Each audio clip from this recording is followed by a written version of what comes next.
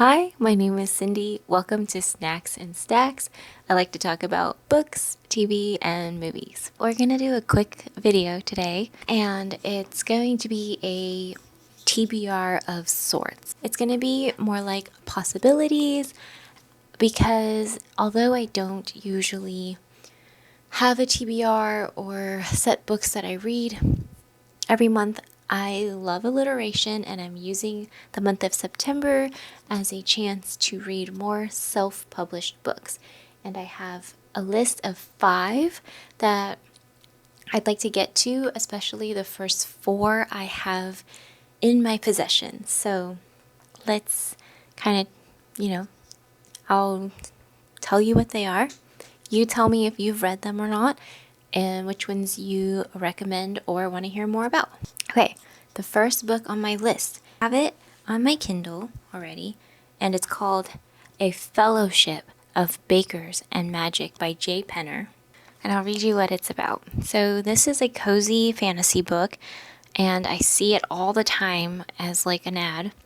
It says, a human, a dwarf, and an elf walk into a bake-off.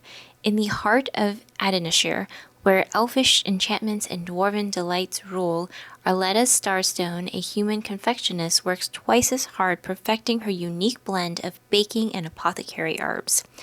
So when an orc neighbor secretly enters her creations into the prestigious elven baking battle, Arletta faces a dilemma.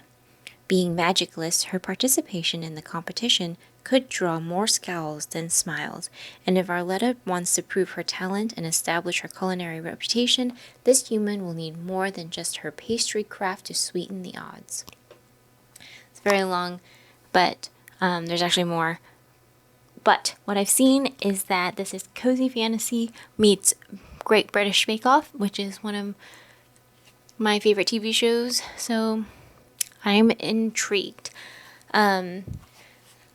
I will say I have stopped watching Bake Off because it's just gotten a bit repetitive, but I did love a lot of the earlier seasons.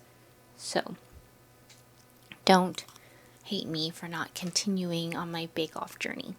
Book number 2 is also on my Kindle, The Good and the Green by Amy York. And the little synopsis for this says, with the help of her late father, Alison Lennox has carved out a promising career path in a kingdom dominated by land-hoarding elves and industrial tycoon dwarves, but her salary barely covers the rising rent, let alone the luxury lifestyle she dreams of. So when she unexpectedly inherits a neglected property in a distant land, it seems like the solution she's been seeking.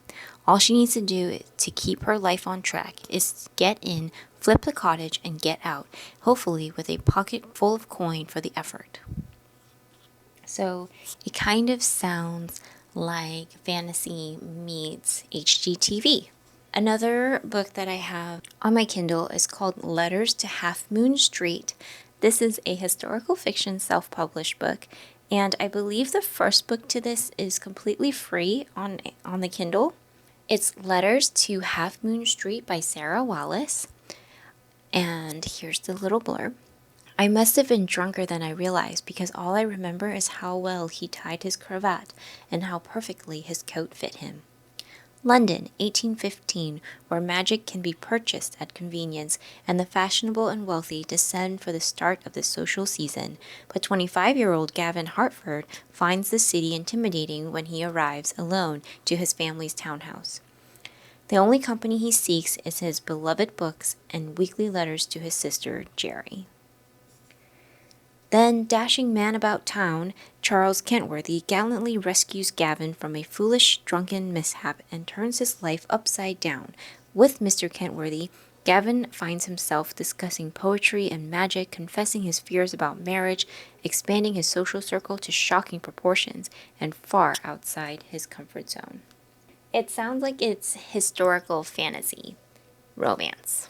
So that sounds fun. Then I also went to my local romance bookstore and I picked up this book. It's called When Blood Meets Earth by E.A. Noble.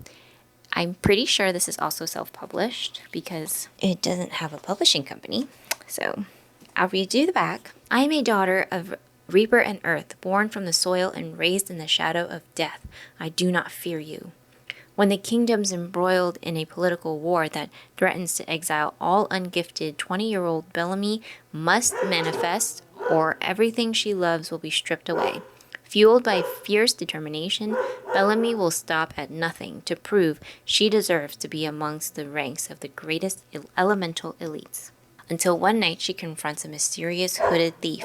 As the fight unfolds, the key to unlocking her powers might have been triggered. So, I'm excited. This one is a little chunky, so it might take a bit to finish this book. And the last book is a book I don't have, and I've been debating on whether or not I want to get Kindle Unlimited to read it, or if I should just buy it. But I know a lot of fantasy readers here on YouTube have read this book. So it is Sword of Kaigen by M.L. Wong. It's very popular. I already know a lot of people love it. And I also know it's self-pub, so I would love to read it next month, but it's possible that that might not happen. So yeah, let me know if you've read any of these books, if you highly recommend any of them, or if you're just interested in my thoughts in any of them. Happy binging, happy snacking, and let me know if you guys are going to try to read anything self-pubbed in the month of September. Bye.